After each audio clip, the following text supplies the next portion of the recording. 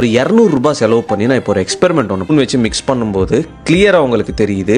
ஆமா கிளியரா எங்களுக்கு தெரியுது. அந்த 3 வீடியோல மட்டும் ஏன் அப்படி ஒரு எடிட், அந்த இடத்துல ஒரு எடிட் கட் வருதுன்னு தெரியல. அதுல மட்டும் நல்லா மிக்ஸ் பண்ண மாதிரி இருக்கு, மீதியெல்லாம் மேலோட்டமா மிக்ஸ் பண்ண மாதிரி இருக்கு. சரி, அதை விட்டுறலாம். அடுத்தது பிஃபோர் அண்ட் ஆஃப்டர் நீங்களே கிளியரா பார்க்க முடியுது என்னோட ஸ்கின் எவ்வளவு பிரைட்டா இருக்குன்னு. ஆமாமா, பிஃபோர் அண்ட் ஆஃப்டர் நாங்க ரொம்ப கிளியரா பார்க்க முடியுது ப்ரோ. ஸ்கின் மட்டும் பிரைட் ஆகல, உங்களோட டி-ஷர்ட்டும் பிரைட் ஆகிருக்கு பாருங்க. இந்த டி-ஷர்ட்ல இந்த போட்டோல நல்லா பாத்தீங்கன்னா இதுல வந்து அந்த லைட்டிங் வந்து எதுவுமே இருக்காது. டி-ஷர்ட் உட்பட வந்து பிளாக்கா இருக்கும். அடுத்த இதுல பாருங்க, அதாவது ஃபேஸ் கிரீம் டி-ஷர்ட்டுக்கு சேர்த்து போட்டீங்களா பிரதர்? பாத்தீங்களா? அதுலயே வேற அந்த டோரை நல்லா நோட் பண்ணி பாருங்க. டோர்ல வந்து கரெக்டா அந்த ரிஃப்ளெக்ஷன் வந்து லைட் இருக்கும். பிரதர் எழுதி கொடுத்தவன் அப்படி எழுதி கொடுக்க தான் செய்வான். ஆனா நீங்க மண்டை மேல இருந்த கொண்டே மறந்துட்டீங்களே. அந்த லைட்டிங் வந்து எடிட் பண்ணும் போதாவது தூக்கி இருக்கலாம்ல பிரதர். உங்க மூஞ்சி வெள்ளை ஆயிருக்கு, பிரைட் ஆயிருக்குங்கிறது ரெண்டாவது வச்சுப்போம். அதே எப்படி பிரதர் உங்க டி-ஷர்ட் பிரைட் ஆயிருக்கு போன போட்டோ கம்பேர் பண்ணும் இந்த போட்டோல?